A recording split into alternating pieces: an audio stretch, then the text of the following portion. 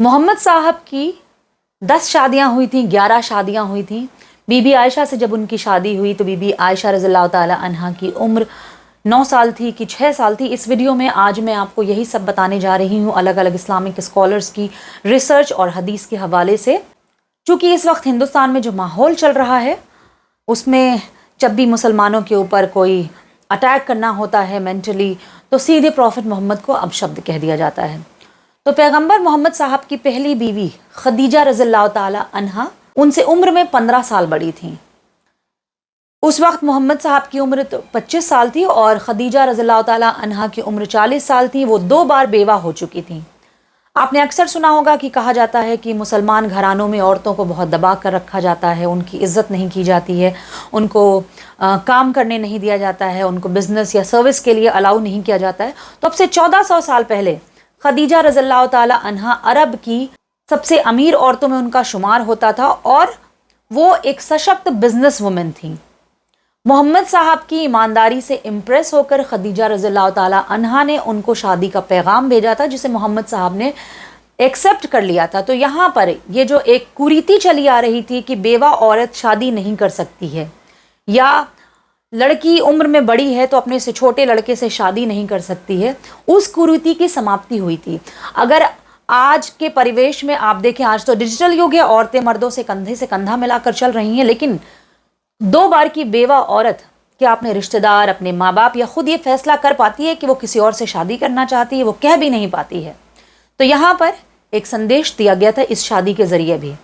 बीबी आयशा रज़ियल्लाहु ताला अन्हा से मोहम्मद साहब की जब शादी हुई तो वो 6 साल की थी कि या 9 साल की थी। तो ह्यूमन लॉ के हिसाब से अडल्ट्री की एज हर मुल्क में अलग अलग है।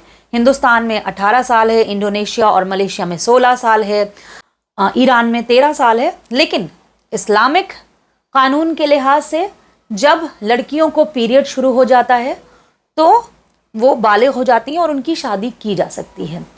अरब चूँकि गर्म मुल्कों में उसका शुमार होता है तो गर्म मुल्कों में मेडिकल साइंस भी यही कहता है कि किसी भी देश के क्लाइमेट का असर उसकी शारीरिक संरचना पर पड़ता है, किसी और अच्छा खान पान किसी भी मनुष्य की शारीरिक संरचना पड़ता है। तो अरब चूँकि गर्म मुल्क था इसलिए वहाँ लड़कियों को आमतौर पे 9 से 10 साल की उम्र में मासिक धर्म शुरू हो जाता था।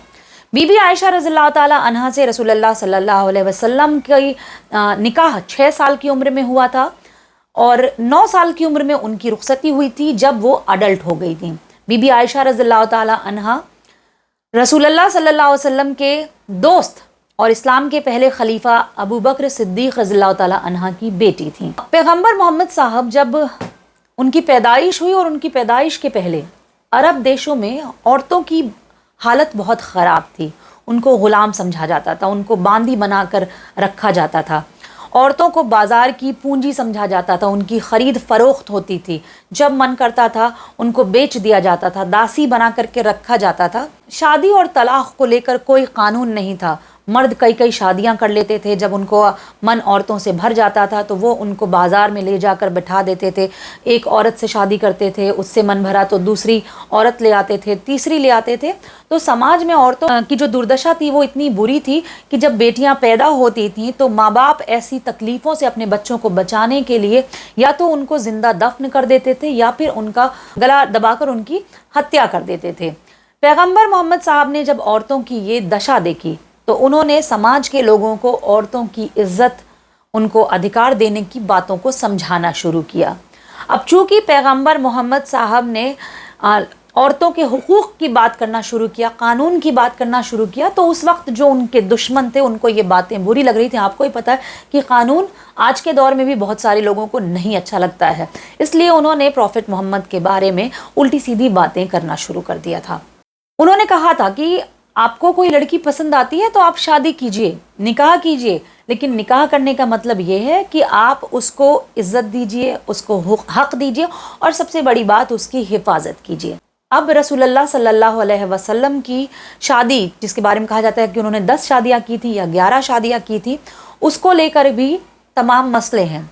तो अब से 1400 साल पहले समाज में बुराइयाँ फैली थी औरतों को लेकर।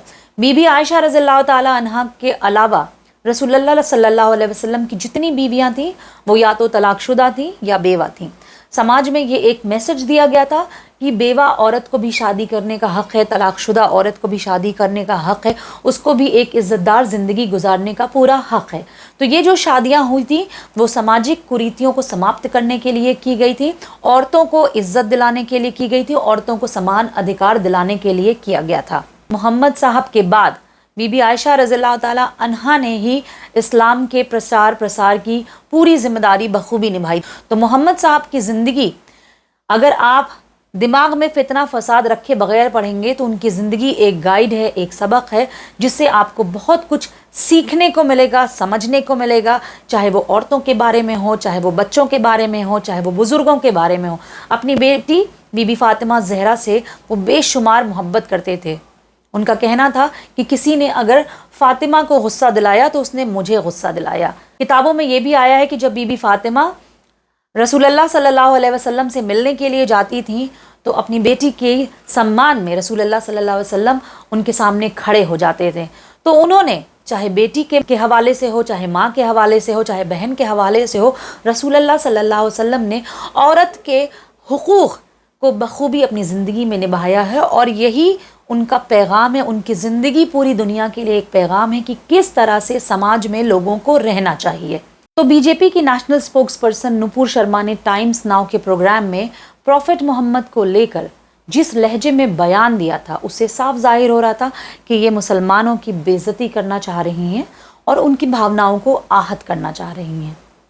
मेरा वीडियो अगर आपको अच्छा लगता है तो मेरे यूट्यूब चैनल को सब्सक्राइब कर लीजिए, फेसबुक और ट्विटर पर मुझे फॉलो कर लीजिए। अगला वीडियो आने तक मुझे इजाज़त दीजिए। नमस्कार, अस्सलाम वालेकुम, सत श्री अकाल, जय हिंद।